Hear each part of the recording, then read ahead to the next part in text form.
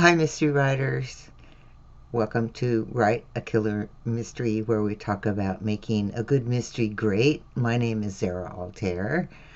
I'm a mystery writer and creator of Write a Killer Mystery, the course for mystery writers to go from story idea to the end.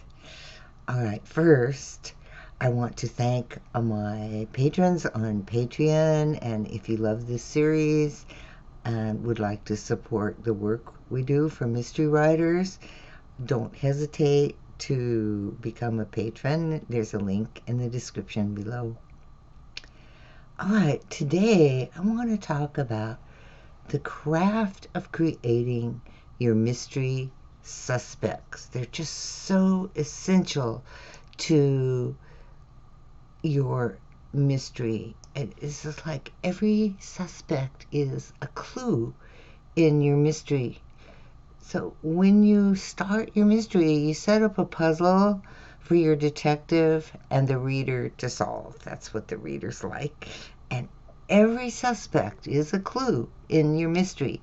And like any evidence or clue, you have the power to control how the reader perceives those suspects. And the mystery writer's craft relies on your ability to present suspects that raise questions. Is he as innocent as he appears? Is she as malevolent as she appears? Is he lying? What is she leaving out? Why is she diverting the conversation? Is this action a possible clue? Is her proclamation a red herring? Is this one the murderer? You want to raise questions like that in your reader's mind as you create your suspects and introduce them to your reader so the reader sees them in action, and especially as they interact with your sleuth. The more questions you raise about each suspect, the more puzzling your mystery. And that question creation is the base of the mystery writer's craft. Thriller writer Jeff Elkins discovered how much planning a mystery required because he'd been writing thrillers and he decided he was going to write a mystery. And here's what he had to say. When I tackled writing my first mystery 2 years ago, I was shocked at how different the process was from writing a general thriller. Even though I'd already published 6 novels, I was surprised at how much preparation and planning writing a detective story took. So, practicing your puzzle creation mystery writing craft will help you keep your reader guessing. And that's the basis of our craft as mystery writers, is getting our readers to keep guessing. All right. So, suspects and clues. Suspects as clues. All right. Good characters feel like real people, possibly people the reader has met. And they are 3-dimensional and at the same time hard to fathom, and that's because they are 3-dimensional. So you can use your suspects as clues in your mystery and create suspects that create clues as part of their natural action in your mystery, because you know their personality, you know their traits, you know their shortcomings, you know their strengths. You get to use those to your advantage to create those questions in your reader's mind. Because your suspect's actions are tied to their personality, their actions create stronger clues than just things lying about, like fingerprints or hidden letters or a bloody knife. And there's this emotional connection that your readers have with these suspects. So these suspect clues, as it were, automatically raise questions for your reader. So here's more examples of the kinds of questions that readers are going to ask when you do this. What your suspect says points to another suspect. And your suspect's demeanor with the sleuth can be a clue or a red herring. A suspect inadvertently reveals a clue. A suspect deliberately misdirects your sleuth. A suspect collaborates with another suspect. A suspect commits a crime that has nothing to do with the murder. A suspect avoids your sleuth. And the suspect lies about their relationship with the victim. Their relationship with the victim was negative. The list is endless. You get to play with that as much as you want as the author. But what you want to do is lead your reader to believe in each suspect's personality. And you want to share their outer goals and possibly some of their inner goals. Certain writers are adept at creating suspects as clues. Anne Cleves, Elizabeth George, P.D. James all come to mind. They all keep the reader involved with deep characters who aren't what they seem.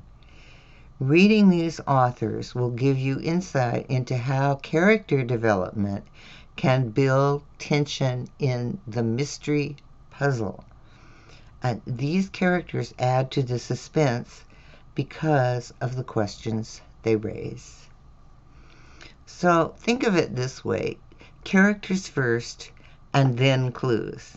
And as you plan your mystery, work in your character development with notes on how each suspect provides clues and hides clues. Jeff Elkin, again, does this by making a spreadsheet for each clue, and he notes which suspect is attached to the clue and when the clue appears in the story, so he can track it in a spreadsheet. You can go either way. I create those clue notes in the Character Bible because I'm totally spreadsheet averse, but a spreadsheet might be just the answer that you need to make sure your clues are dispersed throughout the story and that each clue is connected to a suspect. And then also, if you use Plotter, you can create a separate line just for the clues, so you can track your clues all the way across your Plotter line to see where they go in this story and also connect them with the suspect. Plotter's just great. I love Plotter. Which measure you choose is up to you, however you want to do it. But planning where you plant the clues will really help you. It will help you spread them throughout the story, and it will help them kind of even out among all the suspects that you create. And connecting those clues with a suspect will feel organic to the reader. They have no idea how much planning and thinking goes on in our heads when we are creating the story. Anyway, you want it to feel organic to the story, and that really will have a lot to do with how you bring that suspect's personality alive in your story. All right. Because readers build an emotional connection to those characters, your suspects. They can love them, they can hate them, and you can play with that emotional response to highlight or hide clues to the main story. So essentially today is just that your mystery novel depends on suspect clues, and planning ahead will help you develop strong suspects and assure that you plant clues evenly throughout your mystery novel. Okay, that's it for today. I hope that helps. If you're a beginning writer, The course Write a Killer Mystery is just for you. It's all about mystery writing, and it will take you from your original story idea through character development and setting and plot and all the things you need, including how to write scene by scene so that you get to the end and finish your mystery novel. There's a link in the description below. Thank you. That's it for today. And if you like this, be sure to subscribe and click that little notification bell so you know when the next episode of Write a Killer Mystery is here. Thank you.